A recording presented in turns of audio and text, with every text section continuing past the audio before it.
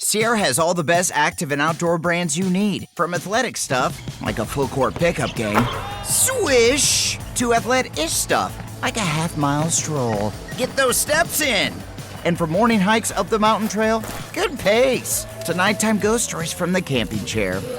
What a twist. Whatever level of active, Sierra loves it all. Head to Sierra or Sierra.com for the brands you want at the prices that let you do it all. From athletic to athlete-ish, Sierra's got it.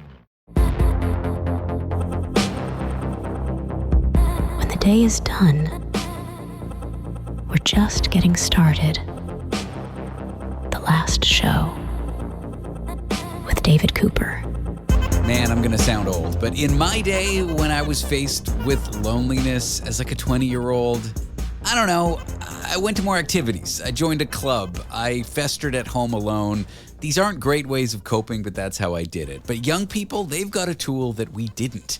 ChatGPT. And it looks like Gen Zs are turning to it to speak to for therapy advice. And we're going to pick this apart with Laurel Vander Torn, who helps run Laurel Therapy Collective. She's a licensed therapist. Laurel, welcome to the show. Hey, David. I have heard a lot about people seeking mental health advice or even seeking friendship, a cure for loneliness on ChatGPT. I've talked to some people who've studied it, but I don't know that I've talked to a therapist about it. Do you know people who are using these tools as a surrogate therapist or a surrogate friend? Yes. And actually, a couple of them have found their way to our practice. And I'm curious, what were they saying to ChatGPT that ChatGPT told them they need a human for? But I also appreciate that ChatGPT sent them our way because there are some real limitations with using ChatGPT for any kind of support, even if it's not mental health support. It's just I'm sure anyone that's experimented with ChatGPT knows that it can be wrong quite often. Yeah. And we tend to believe it when it's telling us what we want to hear or it feels It is good. overly positive. They call this AI sycophancy, which I feel like should have been the word of the year if it wasn't. Yeah, it's a good one. Because when we hear what we want to hear, it feels good and we're inclined to believe it. And if we don't get the response we want, we can just ask it to generate again. And that's not actually beneficial for our mental or social health. I feel like people are piling on Gen Z sometimes. Like they went to university, they went to college, they graduated high school during the lockdown. I know, which is poor like Gen Z. such a formative bunch of years for like a Yes. social transition out of high school into like adulthood.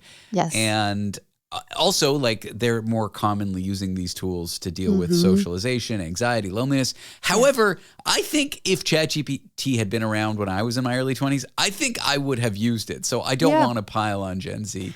Yeah, I have a lot of empathy for Gen Z. I mean, it's no wonder that there are such high rates of social anxiety in that generation because they weren't set up to thrive. So I understand the kind of ennui and fatalism that is pretty common in that generation. It makes sense to me. So what are these like both boring but also like dystopian ways in which people are just like chatting to ChatGPT to deal with loneliness or to deal with socialization issues? Yeah, or even to sort through kind of ethical dilemmas like, hey, I don't like what my friend said about this. What should I do? And I wouldn't go to ChatGPT for that. ChatGPT, I use ChatGPT all the time. It's great for like writing code. It's great for like, hey, I need you to say this in a different way. But if you're not bringing your own kind of critical thought to it and your own kind of mental fortitude, it's going to collapse as a useful tool pretty quickly. So again, like what are some of the ways? Will people say like, will you be my friend? What do you think of me socially? Like questions like Yeah, that. they may just want to talk about their day or, complain to it. And it's going to be an endlessly affirming ear. But it's not actually going to be helpful in the long run. In the short term, sure.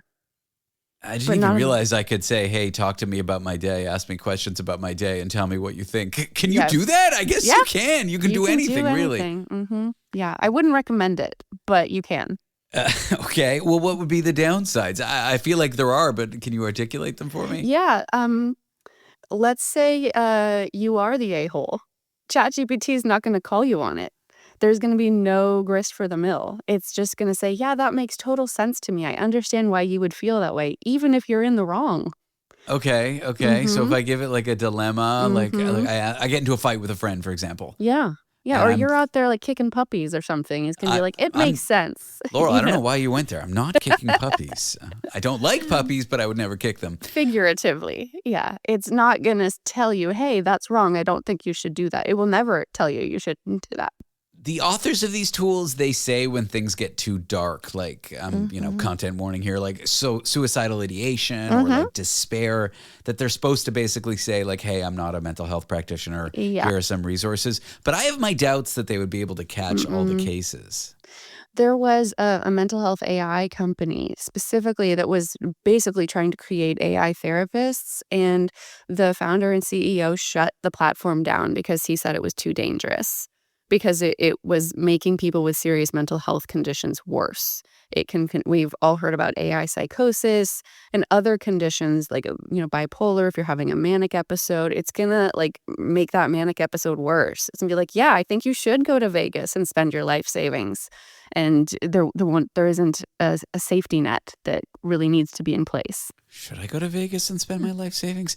No, David. Is there an upside here, like accessibility for people who are just like busy and lonely and don't have the money to see a therapist and like aren't feeling great because they're doing university remotely and they're just like kind of isolated and they're using it a little bit? Is there any upside here for using ChatGPT to deal with loneliness?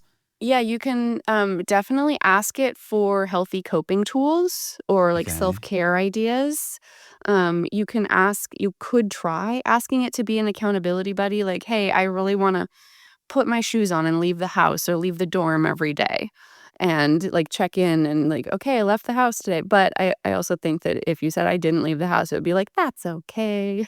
So I don't know how reliable it would be. But coping skills, absolutely. You could ask it to come up with a plan, like a self-care plan. Like on Monday, Wednesday, and Friday, you're going to go for a walk. And on Tuesday and Thursday, you're going to do some yoga and stretching. That's great. Using it more for kind of like structural things rather than emotional things.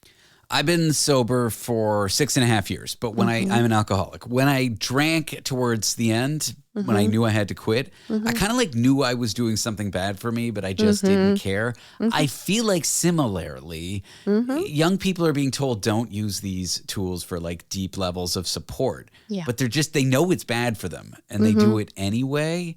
What would you say to somebody who's like maybe even listening to our conversation right now and thinking, yeah, I know this isn't a great idea, but it's easy, it's quick, I'm going to do it anyway? See what it's like once or twice a day to not go to ChatGPT. It's that kind of like moderation thing, and like experiment with having a similar conversation with a human. It's not going to go the same way, but it will build up your tolerance and decrease the discomfort you feel in the human reactions. And obviously you want to be talking to like a person that you would like to build up safety and trust with, not someone you know is not safe or trustworthy. But that's really the only way to decrease social anxiety, is to basically do exposure therapy and see what it's like to have difficult conversations and have them go fine. Yeah, that's how I got over arachnophobia. Now, I know we're talking about it like it's not a great thing, like there are better alternatives, but like it's here whether we like it or not. Yes. Is it up to therapists and people who are critical of it to just kind of accept it? Or will you keep fighting the good fight, being like, these are not good tools for loneliness necessarily? Oh, I think that the therapists that are going to succeed are the therapists that are going to learn to work with it. So helping people understand, like, yeah, this is what it's really great at and what it's useful for. And I love that it just helped you come up with a self-care plan for the rest of the week. That's great, because maybe that's not worth your time in therapy. So it can be an helpful adjunct. And I'm actually really excited to see how AI is used as an adjunct for certain treatment modalities that we don't have the time to go into here. But I think that it has the power to enhance therapy when used well.